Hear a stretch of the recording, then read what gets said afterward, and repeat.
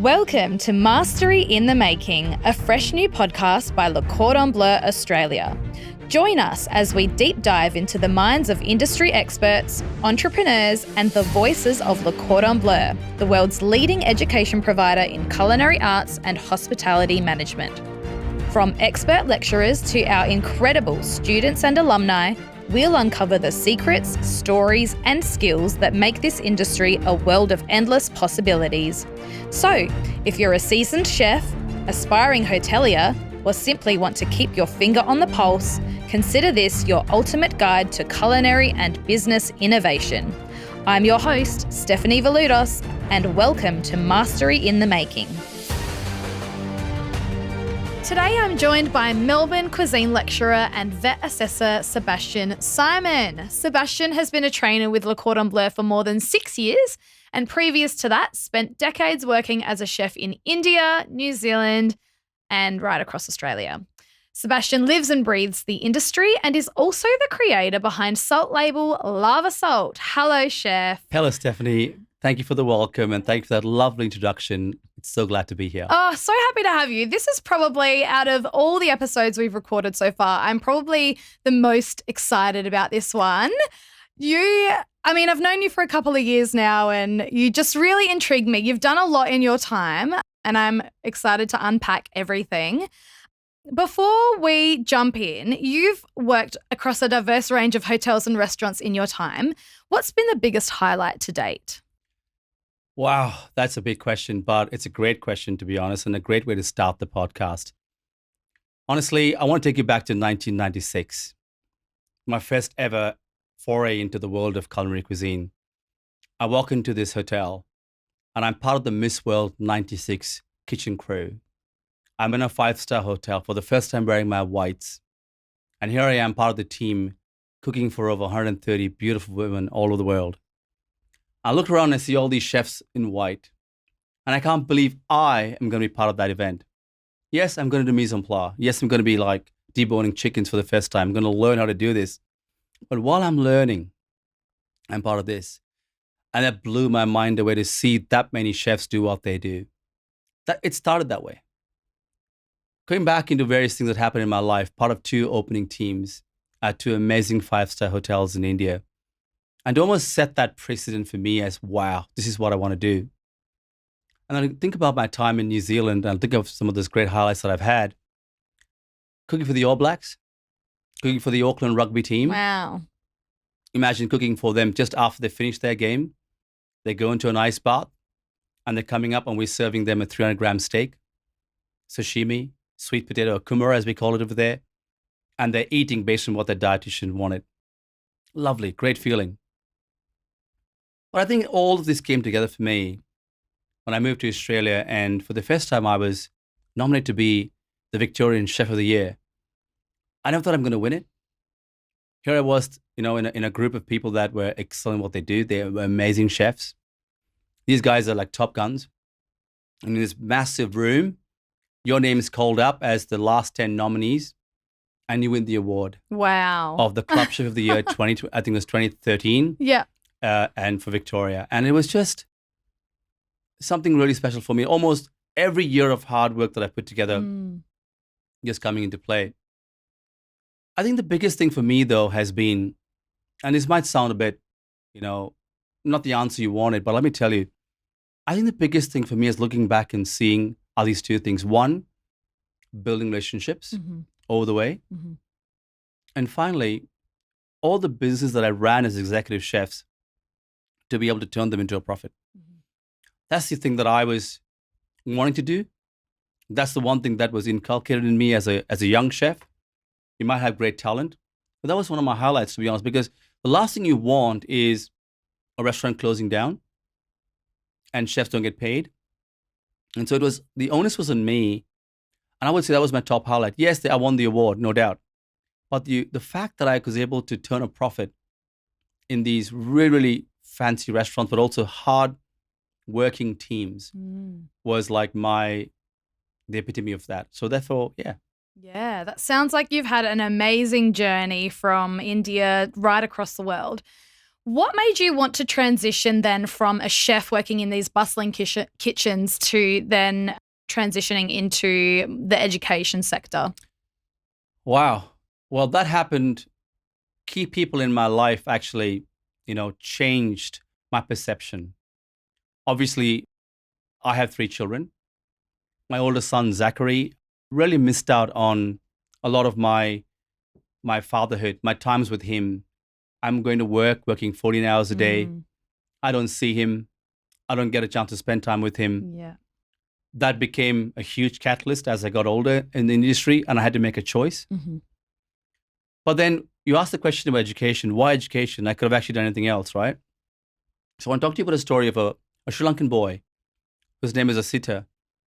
He came into my kitchen, just started his Cert 3 in commercial cookery, but he came in as a kitchen hand in his first year. And he said to me, "Chef, I really want to learn cooking, but from you. I want to learn from your team." And what I would do is, we had split shifts. So you start in the morning, you take a little break, and then you go back home and you come back. And I would spend that split time between 3:30 and 5:30 showing him the basics. We do emulsion sauces together. We'll wash a mescaline today. We'll pick up all the leaves of the mescaline and show him that's Loroso, that's Radicchio, that's Wild Rocket. And then he would make an emulsion sauce with me. I would teach him the basics on how to fillet a fish. When I started doing that, I realized, hey, I'm imparting knowledge. I'm teaching this kid who wants to learn.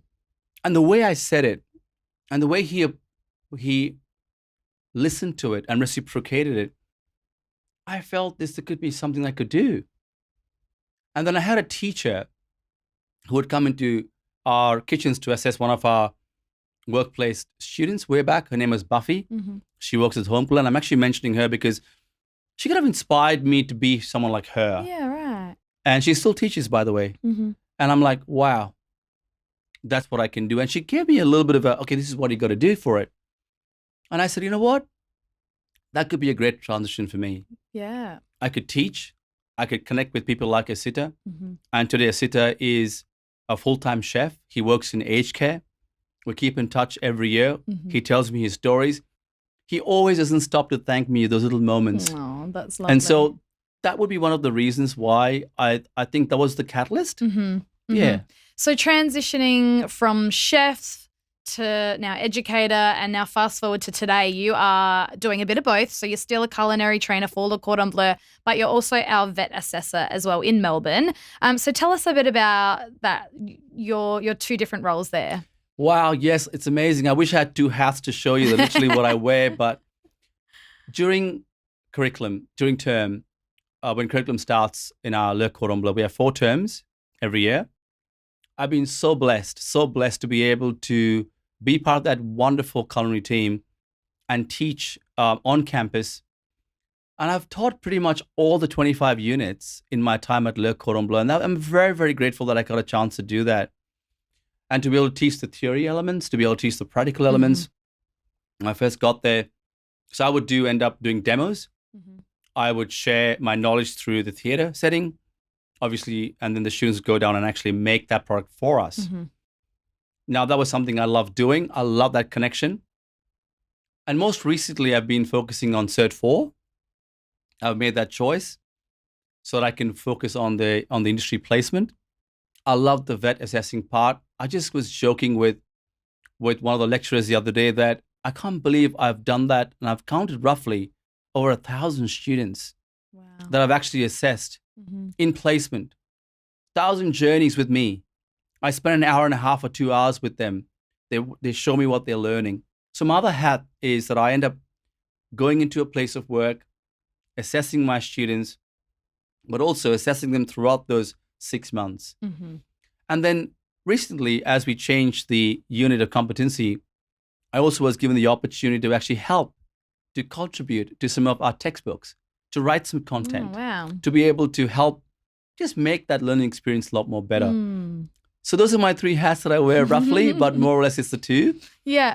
And it's fantastic. Oh, amazing. So talk to us a bit about the workplace component. So our students basically are going on placement for 6 months at their choice of whether it's a cafe, patisserie, a restaurant.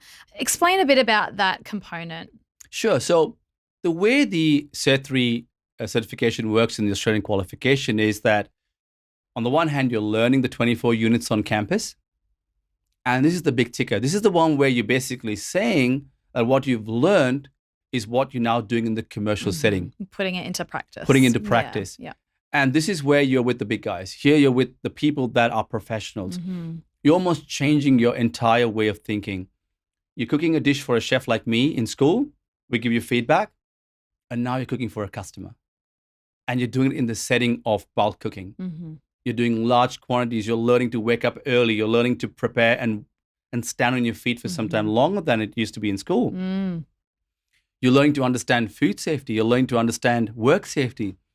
You're learning to understand repetition, the power of repetition. You're learning to kind of understand dynamics within a place, conflict. You're learning to actually speak up when you don't know something. You're learning to level. You're learning to problem solve. You're learning to deal with communication. And some places that are so amazing, you get a chance to even speak to customers. Yeah, wow. You're literally cooking and they're right there in front of the way you're sitting in front of me. Yeah. Right there. And they give you that feedback. Wow, that kingfish ceviche was amazing. And our students get to witness that. They get to actually practice that. And they got to put that in a series of 4 assessments. There's a knowledge area. They've got to do these journals, almost like a blog kind of style, where they write down what they've learned. They share with that through photographic evidence. They got to write down what they've prepped, what they have prepared. And then they show examples of recipes that they've really understood well. We call that the share success. And then when I get to meet them, they're almost in month 4 and month 5, where they're looking a lot more confident, or maybe they're not. And they tell me, they take me through their paces, they show me what they're doing. And so that's a bit about, and when they finish that, they come out of it like, wow, I can't believe I did that. I can't believe I actually worked with this particular chef. Yeah. I always wanted, in fact, I chose to come to Australia just to work with this chef. And here I am 6 months later. Amazing, amazing. It must be quite inspiring for you as well, seeing these students who at the start of their journey here in Australia studying, you know, I'm sure their confidence levels are quite low in the beginning. They're very timid. It's something totally out of their comfort zone, to then seeing them transition through the curriculum, through to the work placement, and then coming out and being just a well-rounded chef, essentially. How does that feel for you? Wow. I mean, I have so many stories. I'm telling you, these are incredible stories that I'm grateful and I'm so thankful that I'm in that place. I tell my lecturers in school that I'm the luckiest guy, because I get to, you guys do some of that hard work, including myself and all of them. And I get to see the end result. And to be able to see that kid, you know, dealing with effort, hard work, tenacity, attitude, positivity, mental health, all that stuff. Let me give you an example. Here's a student of mine. He was in basic and he struggled. And he would come to me in the class in tears and say, Chef, I can't keep up with the class.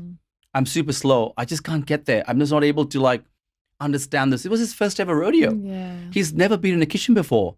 It's his first ever time he's ever picked up a knife. Wow. And he's coming to me at the end of a class in basic and saying, Chef, I can't do this anymore. This is not me. Yeah. It's getting a bit much. Yeah. And then I would say, okay, here, mate, here's what's going to happen. I want you to look about what are the things that you've done well today. Let's focus on that. And remember, you're going to get better at this. You're repeating this every time. Don't worry about the past.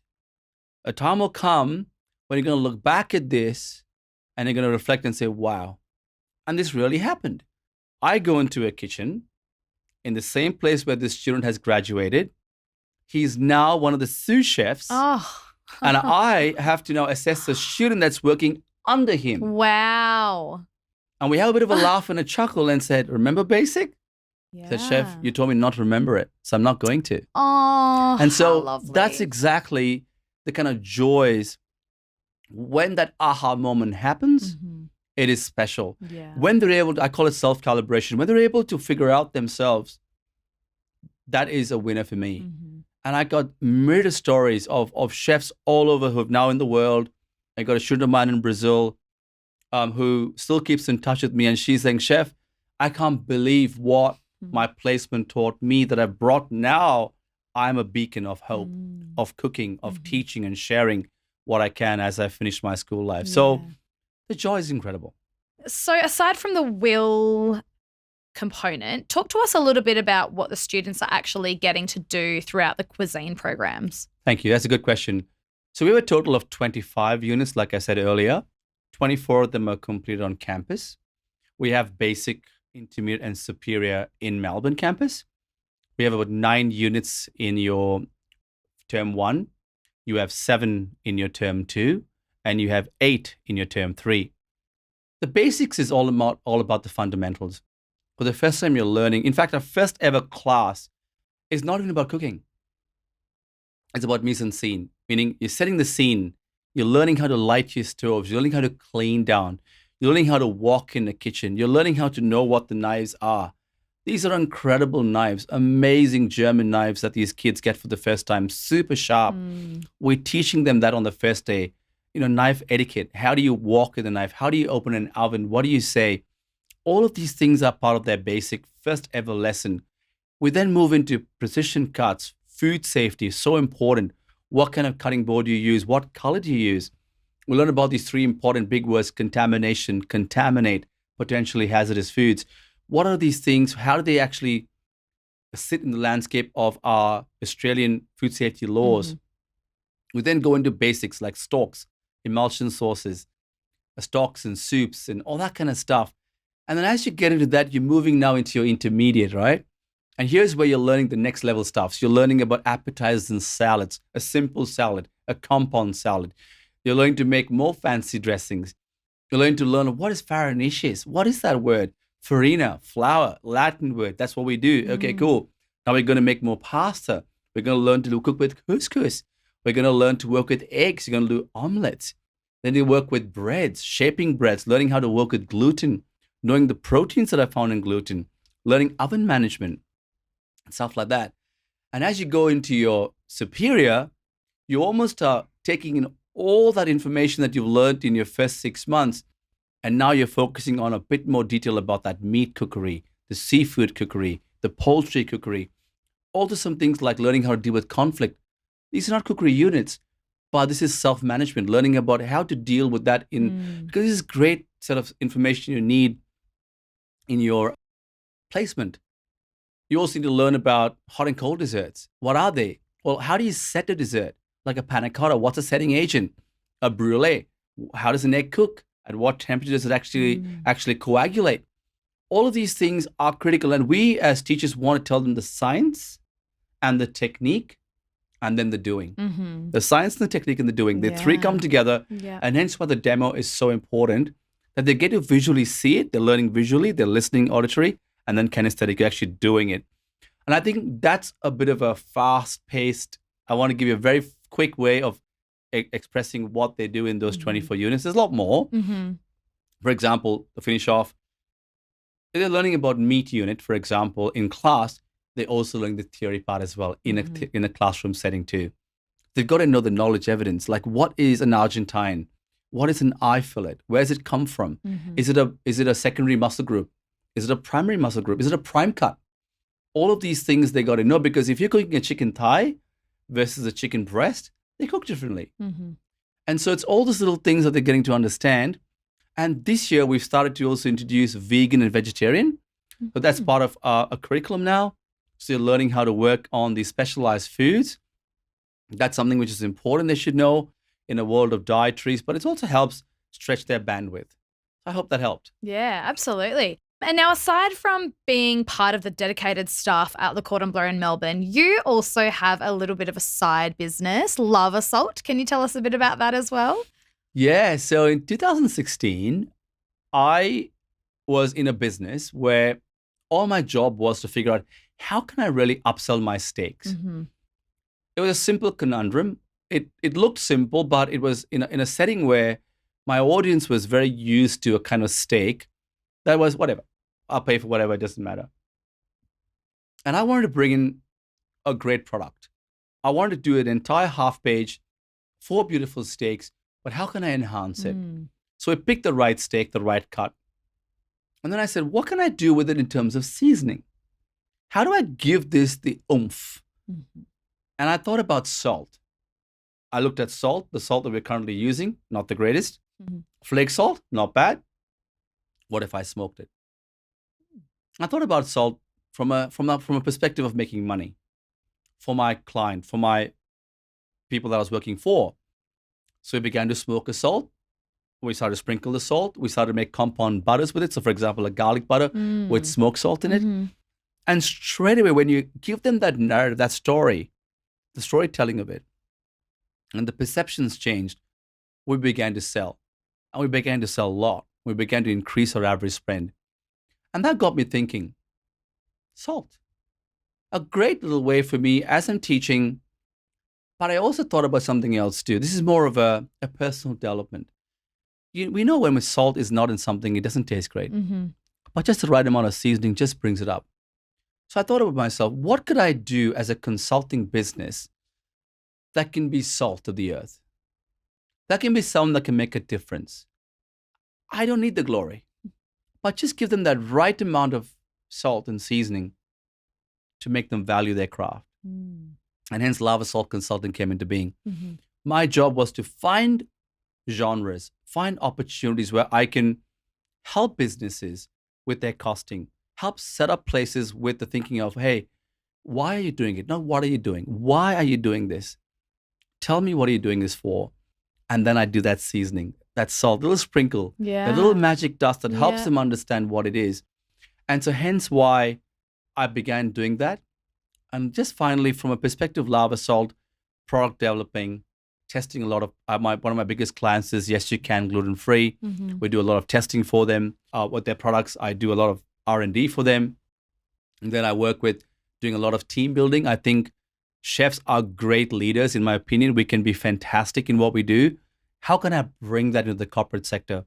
So I do a lot of team building exercises and activities where these people who have never cooked before get to cook with me and put a meal together and just say, oh my gosh, I did that.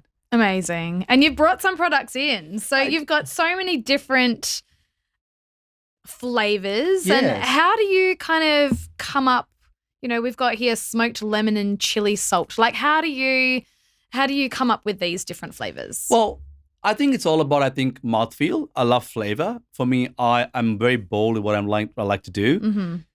I'm a kind of chef that in my flavors in the past, even now, I love strong flavors. Subtle. And so salt for me plays an important part. So the love dust salt, for example, is perfect. It's chili, coriander, and fennel. My lovely wife, she said, you should do this.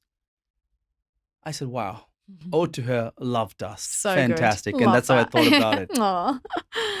They're very good. And even right down to the branding and the packaging and everything, you've done an amazing job. So props to you, chef. Thank you very much. Now, you're also a very strong advocate for mental health in hospitality. Was there ever a time where your mental health was compromised while working as a chef? Absolutely. Absolutely. Way back when I first started, I didn't know what the social etiquette was in a kitchen. When I didn't learn that in a campus like we do at Le Cordon Bleu, we teach a lot of that in our experiences, in our storytelling. Well, I didn't get that. And so I was just at the low end of the barrel, starting from the bottom up, like a commie chef, not knowing what are the right ways to say things, what are the wrong things, what annoys the chef. And so a lot of time that abuse, that when it's hurled at me, I personalized it, I internalized it. And I don't know how to deal with it. And I think a lot of times I just thought that's normal. Keep working. Shut up, keep working. Shut up, keep working. And you cop a lot of that. And I guess in those days, it was quite common where either you do something well, you don't get the praise for it. When something goes wrong, you get to hear it. Yeah. I think that for me was extremely challenging. And over the years, I copped it a lot for many reasons. It could be because of something I did. I burnt a piece of fish, cost of business, and the chef yelled, or in front of somebody else, in front of a few people. What does that look like for me? I'm embarrassed. I don't want to talk to him anymore. I want to walk away from there. But it's insistent that I understand that point, and that whole night I'm getting a mouthful. I think over time you absorb it, you become resilient to it. But then when you go home or on your way to work, when the adrenaline is gone and the rush of the past is over and the service is finished, you feel quite depleted and lonely. And you feel almost like, hey, what did I do here? What am I doing this for?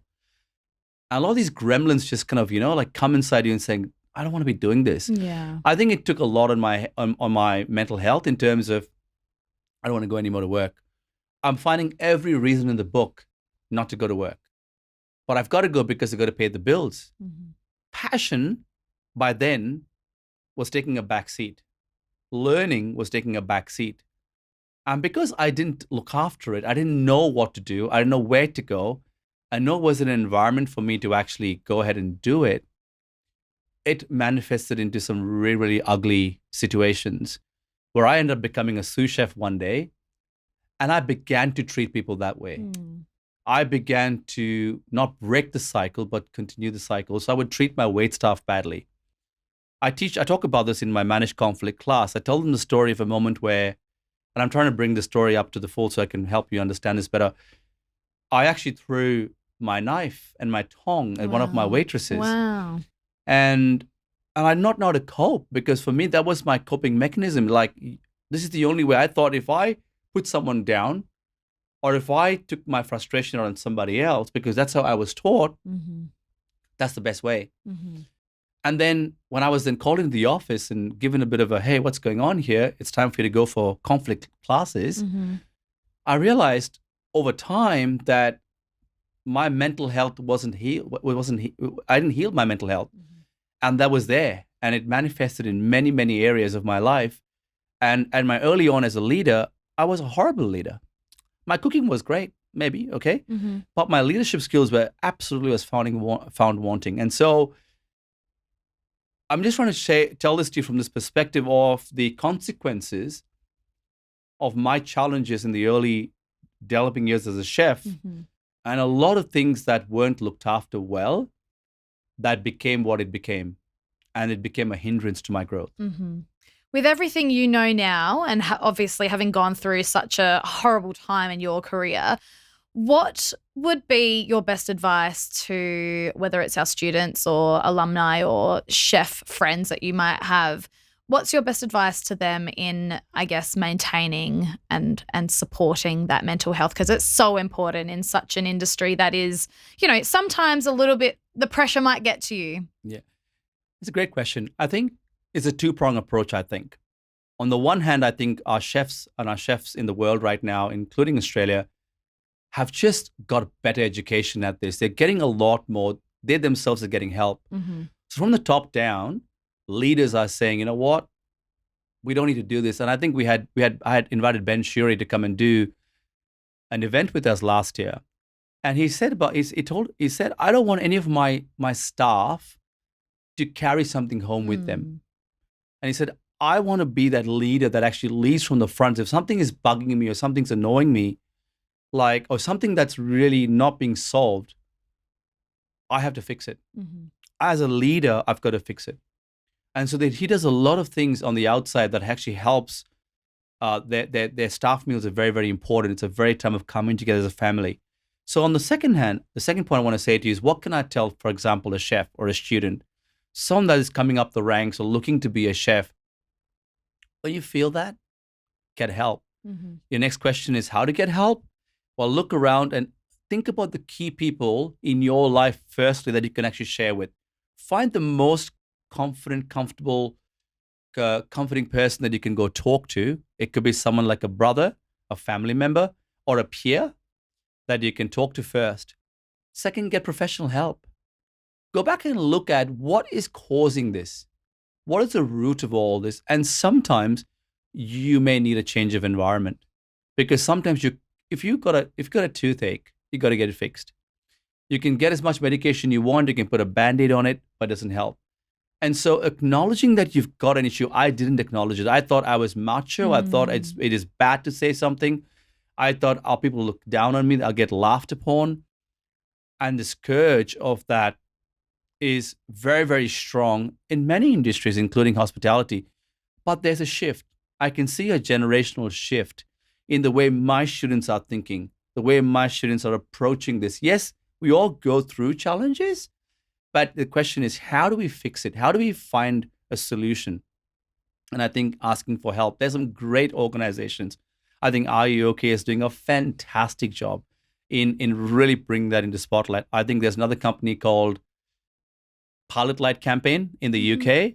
Fantastic. I mean, these guys are doing a wonderful job in the UK in that space, just to make people speak up, having more forums, having staff. I think for me, having a staff get together, having your staff meetings, giving aside some time to talk about these things. It could be something as a misunderstanding. We talk about this in conflict. It could be just someone just misunderstood the way you said something, and that's festered. And that's taken a long time for them to figure that out. So I think those things are key. And I think over time, it's getting better with people supporting. So yeah, that would be my 2 cents on that. Yeah. In terms of our students, is there anything that Le Cordon Bleu Melbourne does in particular to support them? I know a lot do come from overseas and might not have that support base as they would back home. So is there anything you can think of that Le Cordon Bleu does to kind of help them out a little bit? Absolutely. So at a professional level, none of us are psychiatrists or specialists in this space, but we do have an incredible team. For the industry team, we've got a great industry team. We've got a student welfare officer. We've got a student rep, the reps that are the student reps. We've got a great sort of teaching team that almost becomes like they take pastoral care. When they acknowledge that something's happening in a class, they call it straight away. They acknowledge something is not right, and we don't sweep it under the carpet. We want to very politely, without making them feel uncomfortable, ask them, hey, listen, is something not right today? I don't think you're looking okay. And ask them those questions and guide them. We at the TAFE have got professionals on campus that are obviously you can go to and book an appointment and see them as well. We also have, especially on our notice boards, on our website, we've got a lot of important information that is available, numbers, who to call, which email to email to. And so having a student welfare officer, student managers, all of these people are all there, a one call away, to be able to help you. And I think they've created an ecosystem to be able to encourage that, including lecturers, including teachers. Everybody's got their own skill sets. And I think when you look at the entire ecosystem, we want to get even better. We want to be able to even grow and learn, because each group is different, each cohort's different, each student's different. And so to be able to understand what they're going through and support them on that first step, and then lead them in the right direction of where to seek help from. We at the Le Cordon Bleu Melbourne said, you know what, we want to, maybe the students are going to ask for a meal, but what if we actually gave them a meal without any prejudice, without any judging? We don't even need to know who's asking for the meal. It's there though.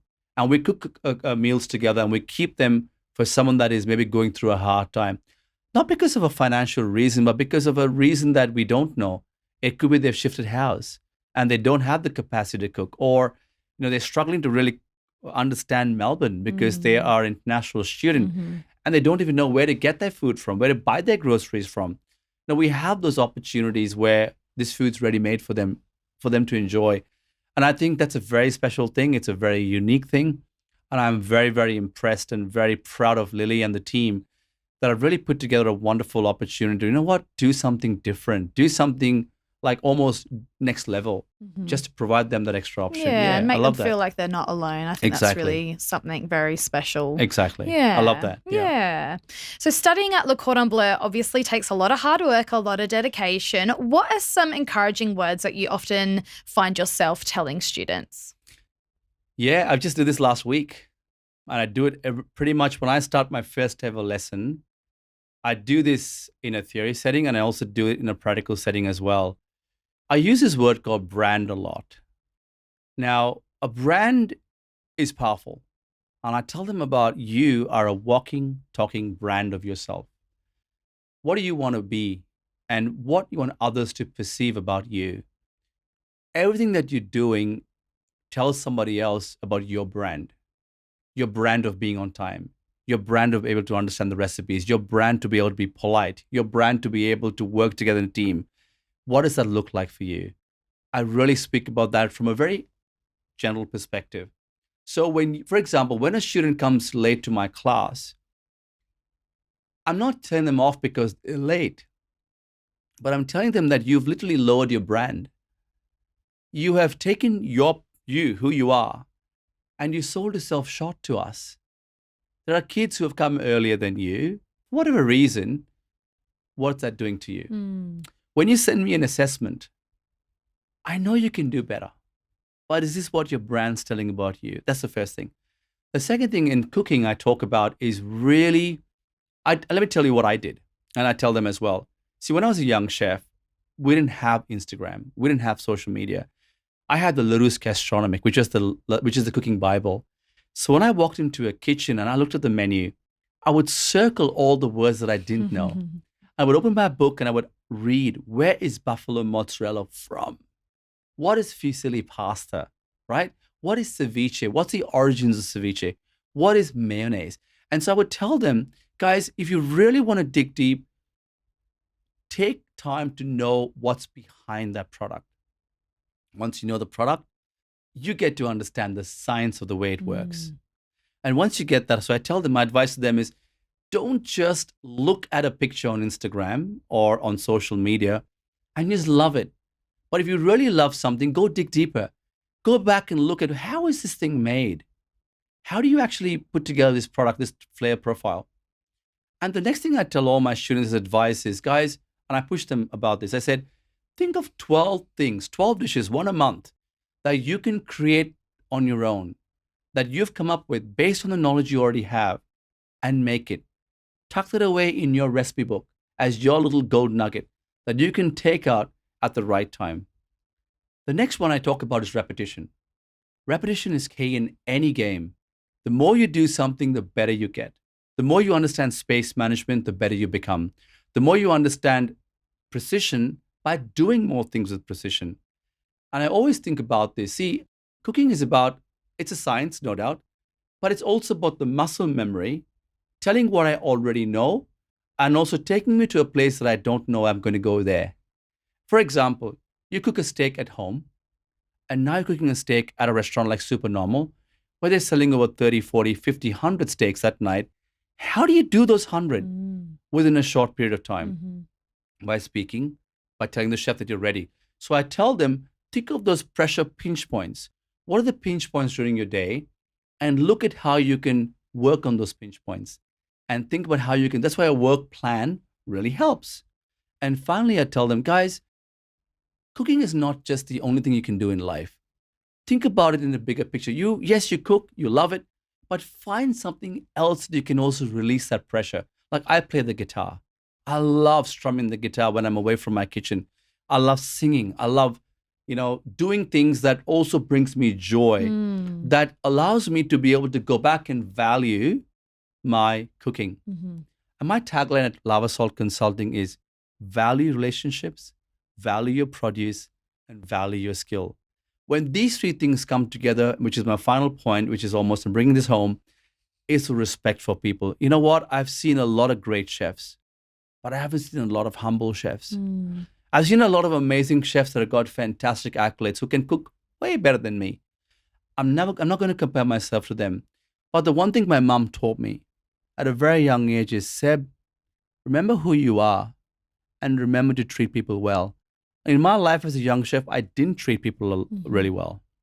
I didn't take her advice very well. But I lost her a few years ago.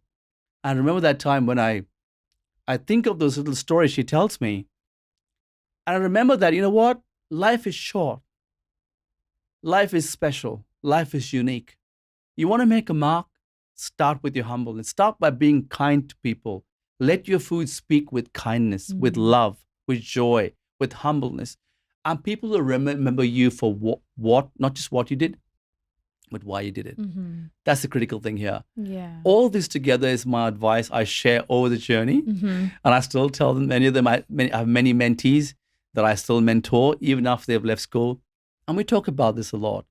So yeah, it's very special. It's very special to speak from that perspective. Yeah. And to kind of share those nuggets of wisdom that you wish you knew, or you were taught this. Yeah. But then I can share this at this beautiful podcast. Yeah, absolutely. Thank you so much, Chef. That was very wise words coming from you. Thank you. That's all we have time for today. So thank you again for joining us. And Pleasure. thank you, of course, for your amazing work at the Melbourne campus. I know everyone speaks very highly of you there. Thank so you. it's a testament to you and your attitude to teaching the next generation. So thank you very much again. You're so welcome. And thank you for having me. Thank you. Thank you for joining us on this episode of Mastery in the Making. If you found this discussion interesting and inspiring, don't forget to share, subscribe, or tell a friend. Thanks again, and we'll see you next time.